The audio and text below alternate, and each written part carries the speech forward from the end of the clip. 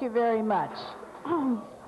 The next thing on the agenda is something that I'm sure you're all familiar with, soap operas. You watch soap operas today. At 3 o'clock is, General Hospital, you know, that sort of thing. Well, back in the 20s, they also had soap operas, but they were a little bit different. The same format, but still different. We're going to try to recreate a soap opera for you tonight, and hope you'll enjoy it. It involves most of the cast, so but we'll be telling you about that. So enjoy the soap opera.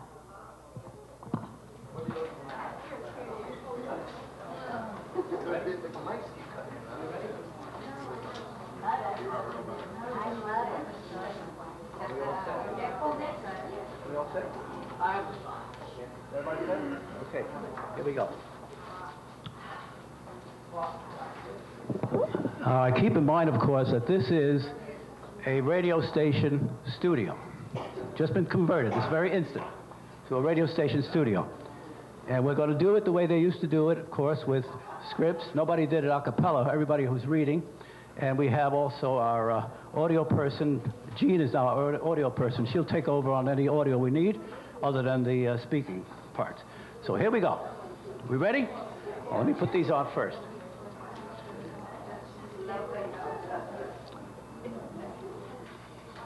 As far back as the 1920s, early radio pioneers recognized women's preoccupation with love and romance. Our dear ladies had long been devotees of pulp fiction romance novels. Women easily transferred their attention to the romantic themes depicted in radio serial dramas when they made their appearance in the late 20s. Years later, they were dubbed soap operas.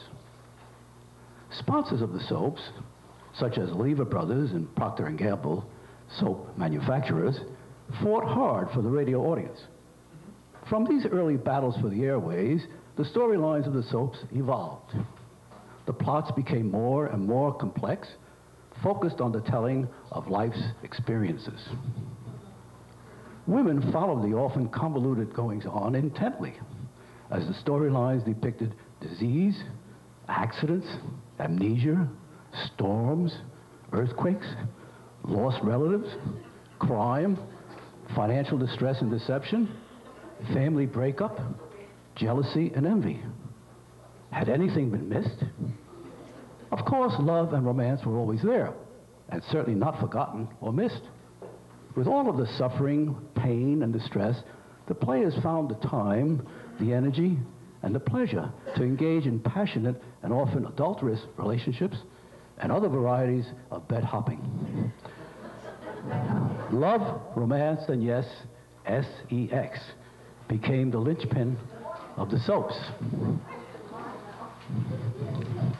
With this as an introduction, we are pleased to present our own abbreviated look into the typical soap opera as it would have been broadcast from a 1920s radio station studio.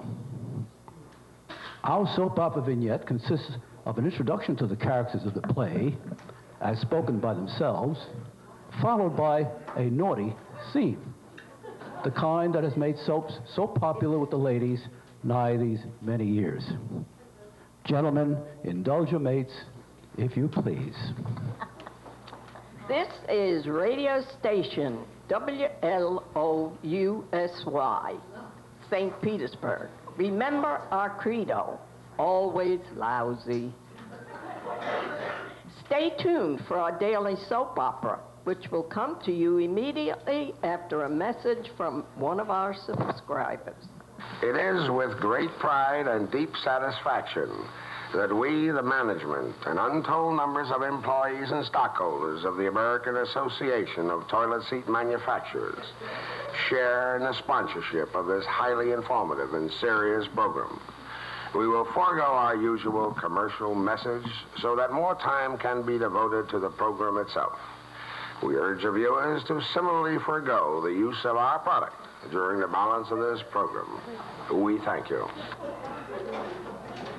This is station OUSY, St. Petersburg, Florida. Remember our credo, always lousy. Stay tuned for a further chapter of your favorite soap opera as the stomach turns. But first, a word from our sponsor. Are you smoking more filter cigarettes, but enjoying them less? Do you still taste the harsh tobacco? Smoke super filters, the cigarette with the longest filter on the market. No tobacco, just filters. Remember, smoke super filters. As the stomach turns returns to the air, for our first-time listeners, here is our cast of characters who will introduce themselves. I'm Dad. Partner and I run the XYZ Brazier factory in town. I'm Mother. I'm unhappy, as you will see. I'm Daughter, and I'm very pregnant. I'm Daughter's boyfriend. I'm the guy that did it. I'm irresistible. I'm Dad's partner. I'm a low-down crook and have eyes for Mother. I'm Dad's secretary. I have some juicy secrets. Wait till you hear. I'm the 10-year-old son, spoiled brat. Lots seems to be going on here. Let's sit back and see what develops as our characters continue to speak. I'm hard-working, business-minded Dad, devoted to my factory and employees at Dad's and Partners XYZ Brazier Works. My wonderful family resides at Dad's big house on the hill. Mother, daughter, young son, and maid live in our home, and even I manage to get there every now and then. I'm Mother. I'm very much in love with Dad, but frustrated by his inattention to his conjugal duties. Dad's partner claims undying love for me, and I am at times sorely tempted by his advances, but I cannot. I just cannot. Yes, I'm Daughter. Not long ago, a teenage beauty I, so in love, head in the sky, adored by a peachy, sweet guy. With happiness, I could have died. But now it's no more. It was all wrong. Boyfriend, the louse, has long gone. Of my innocence, he had me shorn. Sadly, I await baby to be born. Now, all alone, I'll have to be. Father's always at the factory. Mom and partner seem quite busy. Little brother is such a son of a bee. Will someone please help me? Help me. Help me. I've no doubt loved too well.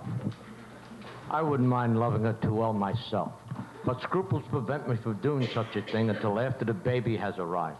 Of course, you guessed, I'm Dad's partner. I have very few scruples. For months I have been embezzling funds from Dad and Partner's XYZ Brazier Works. Also, I am hot after Mother. Boy, a hard one to crack, but I'll get her yet. I once knew Dad's partner in the biblical sense. I have a 3-year-old boy fathered by him. I know of partners stealing from Dad, but I'm ashamed to say anything for fear he'll learn of my indiscretion and lose respect for me. You see, I love Dad in a pure way. I'm a hip guy. I'm pretty good with the chicks myself. You give me enough time and I'll be in there with Dad's partner. Hello, squares. I'm Daughter's boyfriend. Hot rod cars, wild parties, booze, pots, and hot women. That's living, and I'm killing myself getting my fill. What a way to push off this earthly speck of dust. I hate Dad, I hate Mother, I hate Daughter, I hate everyone. I'm the spoiled 10-year-old who makes life miserable for everyone. I wonder where the hell I came from. Dad's so good and Mother's such a peach. Where could I have come from? Must have been left on their doorstep by some wild bitch. Next, a scene between Mother and Partner with son acting as our eyes into an evolving encounter between two culprits, Mother and Partner. And here is the way the scene goes.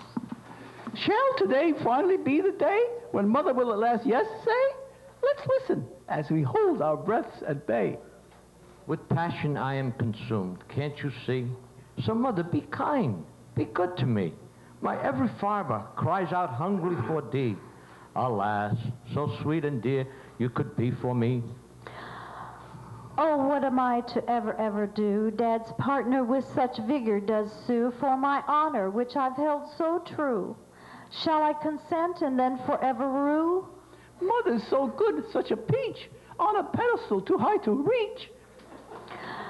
Dad's partner, please go away. With you I shall never lay. I must forever hold you at bay. So long have I strength for this to say. Oh, come, let down your hair. Stocking, slips, and panties a pair. No, no, so go, go. Do not let this glow grow, or I shall suffer woe, woe. I know a quiet place to go, to better each other to know. I'll be your loving, secret beau. Come, let's get on with the show. Oh, Dad, oh, husband, come save me. I am weak and tempted, can't you see? True to you only I want to be, but my insides want ecstasy. Oh, Mother, that peach is starting to fall. Mother is tempting her to give her all. What a juicy situation. What a ball. Watching humans answering nature's call. She's losing strength. The killer's near. My soul, my heart, my love, my dear. Don't be frightened. Have no fear. Here, let me wipe away that tear.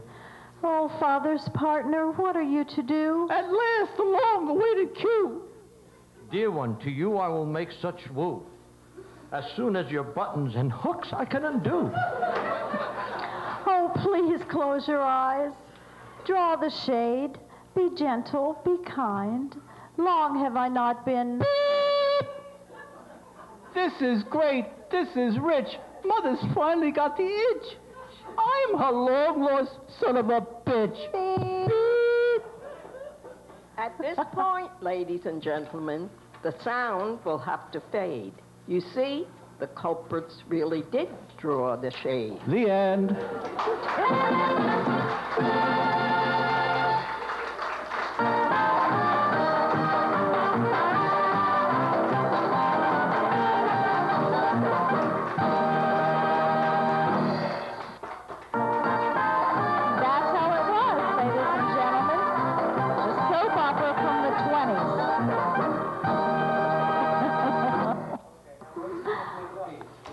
Of course, the soap opera was written by Mr. Phil Jackalone. Phil, come take a bow. The ironic part about the soap opera is that Phil wrote this many, many years ago when he was just a rotten kid. And now he's finally getting to put it to use, and we're delighted to be part of that. We thank him very much.